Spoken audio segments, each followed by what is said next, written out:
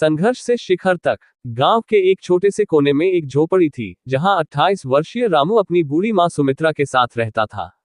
बचपन से ही गरीबी ने उसका साथ नहीं छोड़ा था। पढ़ाई करने की चाहत थी, लेकिन हालात ने उसे स्कूल की जगह खेतों में काम करने पर मजबूर कर दिया। एक दिन जब वह खेत में काम कर रहा था, तभी अचानक गांव के जमींदार ठाकुर रणवीर सिंह की गाड़ी वहां आकर रुकी। वह अपने आदमी से कहने लगा, ये खेत अब हमारे नाम हो चुका है रामू। कल से यहाँ तुम्हारा कोई हक नहीं रहेगा। रामू के पैरों तले जमीन खिसक गई। ये खेत उसकी रोजी रोटी का एकमात्र सहारा था। वह रोता हुआ माँ के पास पहुंचा और बोला, माँ, अब हम क्या करेंगे? सुमित्रा ने रामू के सिर पर हाथ फेरते हुए कहा, बेटा, भगवान के घर देर है, अंधेर नहीं। मेहनत करो, एक न एक दिन रास्ता खुद ही बन जाएगा। रामू ने फैसला किया कि वह गांव छोड़कर शहर जाकर अपनी किस्मत आजमाएगा। मां ने थोड़े से पैसे और एक गठरी में 2 जोड़ी कपड़े रखकर उससे विदा किया। शहर पहुंचते ही उसने देखा कि जिंदगी यहां आसान नहीं थी। बड़ी बड़ी इमारतें, भागती दौड़ती भीड़, लेकिन किसी के पास किसी और के लिए समय नहीं था। रामू ने एक ढाबे में काम मांगा। मालिक ने उसे बर्तन धोने का काम दे दिया। हर दिन ताने सुनता, हर रात थका हारा सो जाता, लेकिन दिल में एक उम्मीद जिंदा थी। एक रात जब वह ढाबे से वापस आ रहा था, तो रास्ते में उसे एक फुटपाथ पर कुछ बच्चे पढ़ते दिखे। एक वृद्ध व्यक्ति, जिन्हें सब गुरुजी कहते थे, उन बच्चों को मुफ्त में पढ़ा रहे थे। रामू को अपना बचपन याद आ गया। वह भी पढ़ना चाहता था, लेकिन हालात ने उसे खेतों में ढकेल दिया था। उसने हिम्मत जुटाकर गुरुजी से पूछा, क्या मैं भी पढ़ सकता हूँ?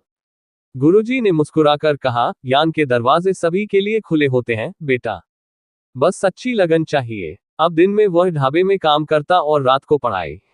कभी कभी पढ़ते पढ़ते नींद लग जाती, लेकिन सपनों की आग ने उसे सोने नहीं दिया। धीरे धीरे उसने पढ़ाई में इतनी मेहनत की कि कुछ सालों में उसने 12वीं पास कर ली। अब वह आगे की पढ़ाई करना चाहता था, लेकिन पैसों की समस्या फिर से उसके सामने आ गई।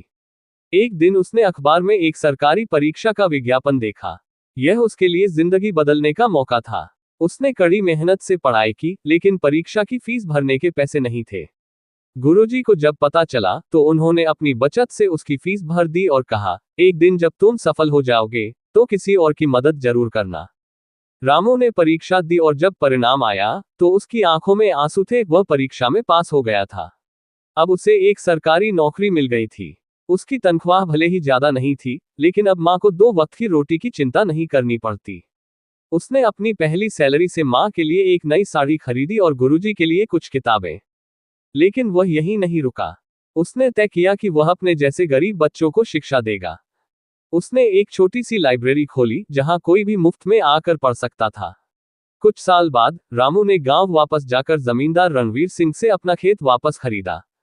अब वही रामू, जिसे कभी खेत से निकाला गया था, गांव के बच्चों को शिक्षा देकर उनके भविष्य को संवार रहा था। गांव के लोग अब उसे सम्मान से गुरु रामू कहते थे। उसने गरीबी को अपनी किस्मत नहीं बनने दिया, बल्कि उसे हराकर दूसरों के लिए रोशनी बन गया। संघर्ष चाहे कितना भी बड़ा हो, लेकिन अगर हौसला बुलंद हो, तो कोई भी बाधा आपको रोक नहीं सकती।